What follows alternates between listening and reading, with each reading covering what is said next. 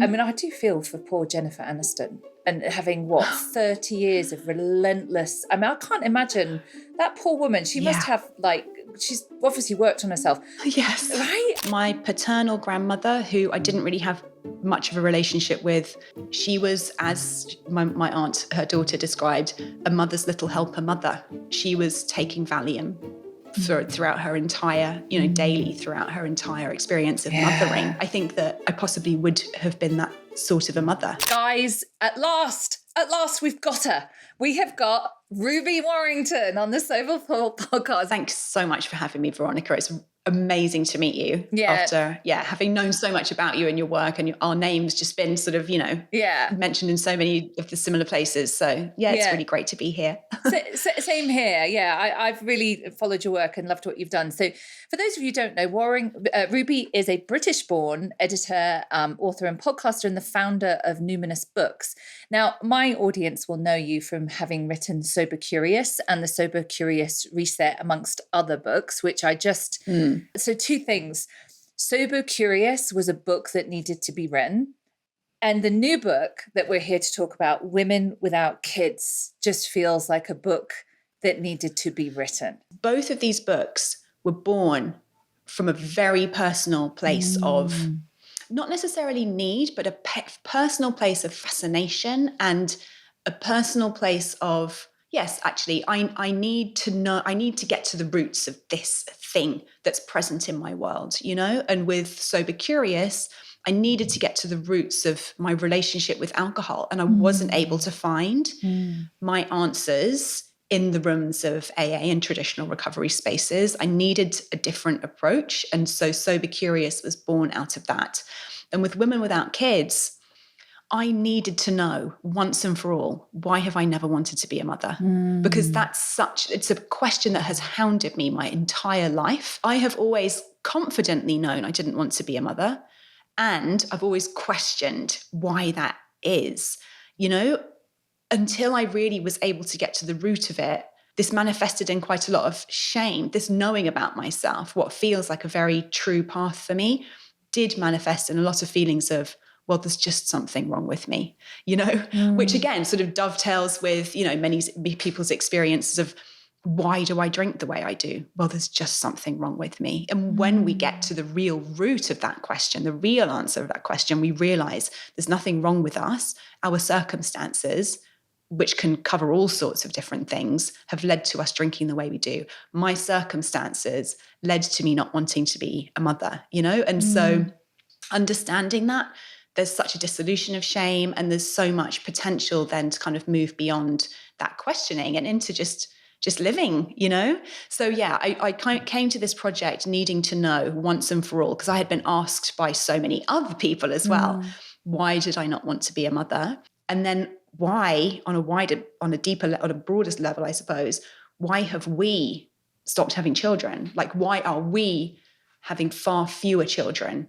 And many more of us having no children at all? Really getting into the weeds of those two questions has uncovered so much deep wounding and deep healing that is needed in this area. There's so much to unpack here, because from the parts that I've read in the book, I mean, there's just all of the patriarchal expectations and how women are perceived. I was just talking to a client yesterday, actually, who's just turned 60 and is experiencing ageism in her work. And I said, we were talking about how women get this at least twice, right? If you're a woman without children in your 30s, your employer's kind of like, oh, she's great, but are we going to lose her because she's just going to go and have kids, right? And then maybe in your 40s, you're kind of all right. And then in your 50s, it's like, oh, now she's going through the menopause. And so there's so much to unpack there. There's lots to unpack about our own relationships with mothers. And I was reading that part just before we were talking about when your own mother spoke to you about her relationship. It felt different when you were born to when your brother was born. You know what? I made some notes. And one of the things that really stood out for me, because I came to motherhood late. I have 2 kids. I never had the baby hunger. I never experienced it. I was always like, yeah, someday that's going to happen. That's just, I'll do that. And I got to 37. It's like, well, now then. And I was very lucky that I got pregnant. And I had my second at 42 with IVF straight away. So I never experienced any of that a lot of women go through.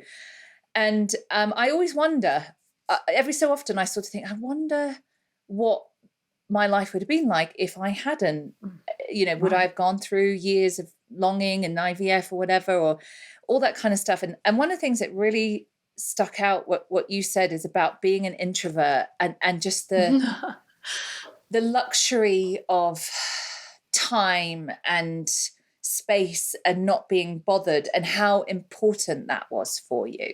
Yeah, absolutely. I mean, my research did throw up that extroverts tend to have more children, which makes sense. Right. I'm not, and this is, I think, one of the reasons why AA and recovery groups never really spoke to me. I'm such a loner. I'm just not a group activities person.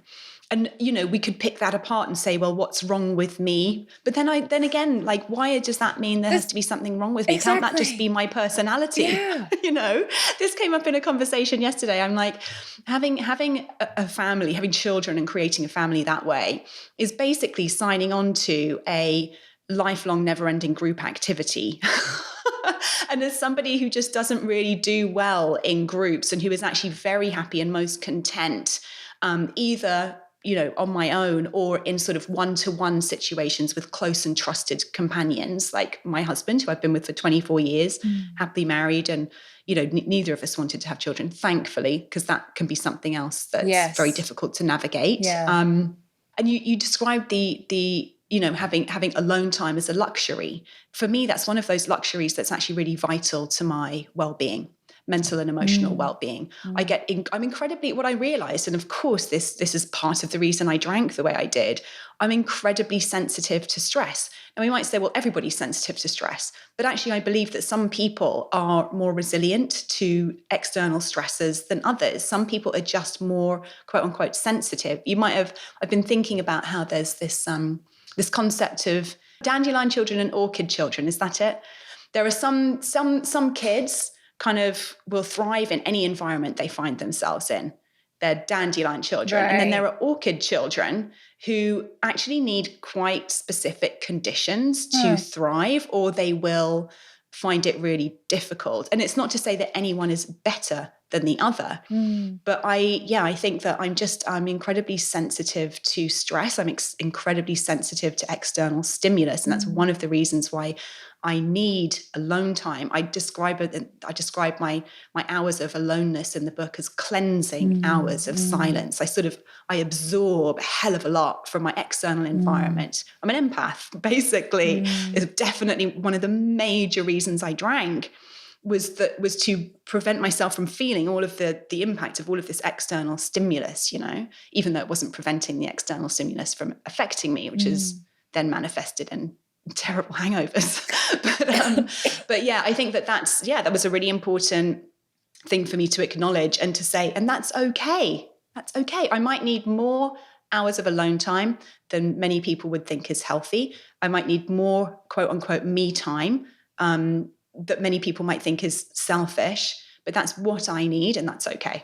I'm just thinking as you're talking how you would have coped just a few decades earlier, or how many women like you who, I think even now there's a lot of massive prejudice against women without children, but 50 years ago, 100 years ago. It's interesting. My paternal grandmother, who I didn't really have much of a relationship with, she had her own sort of mental health issues that manifested in her being very withdrawn, and I just didn't really have any relationship with her, but I share a strong genetic imprint with her. I look a lot like her. And she, as my aunt shared with me, she was, as my aunt, her daughter, described, a mother's little helper mother. She was taking Valium throughout her entire, daily, throughout her entire experience of mothering. Valium is alcohol in pill form, basically. I think that I possibly would have been that sort of a mother, if prior to the advent of safe, reliable birth control, prior to the advent of safe, legal abortion, prior to women in the mainstream having access to education prior to equal opportunities in the workplace, when motherhood really was definitely not the only option. And there have been outliers. There have been women without kids throughout history. But had I not really seen another option for myself but motherhood, I do think I would have struggled in that role. Yeah, I'm sure that's why nunneries are dying out. I'm sure that's one of the reasons for many women that was solitude and escape and heaven. I hadn't even thought about it. You're absolutely right. Yes. I think for a lot of women who just were like, oh God, no. That's not for me. Yeah. But then, of course, the only alternative option was to dedicate your life in service to Jesus. You know, there was still this expectation that your life must therefore be dedicated in service to someone else. So there's going to be a little bit of swearing because okay. Tell me what was the book? Oh my God. The book's called Women Without Kids. What was the title you wanted? Okay, so the original title that came through, and it really did. It was really just like, I describe it in the book as if I downloaded it from a vending machine in the sky. It just kind of like chick-ka-ching. The original title was Selfish Cunt.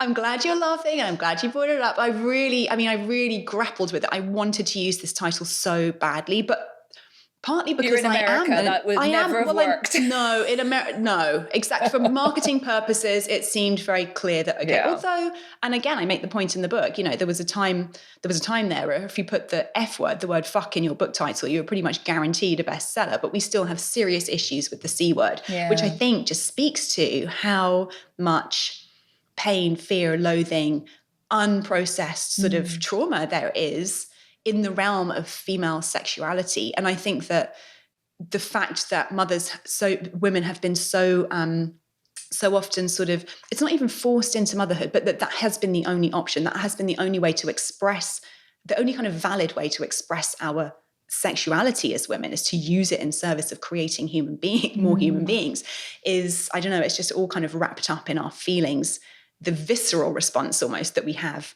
to that word cunt, which is ultimately just a word for a part of the female body, but it's so loaded. And of course, selfish cunt, like truly it came through as we as women need to reclaim both these words because they are both weaponized against us and used to keep us living within very narrow boundaries about what our lives should actually look like. Something you were just saying, and this is a controversial subject, is there are some people who should never be parents. It is controversial to say that. And it's true. Yeah, I think it's true. And not because they're bad people, but because not everybody is suited to what is actually a very specific, I've heard it described as a vocation.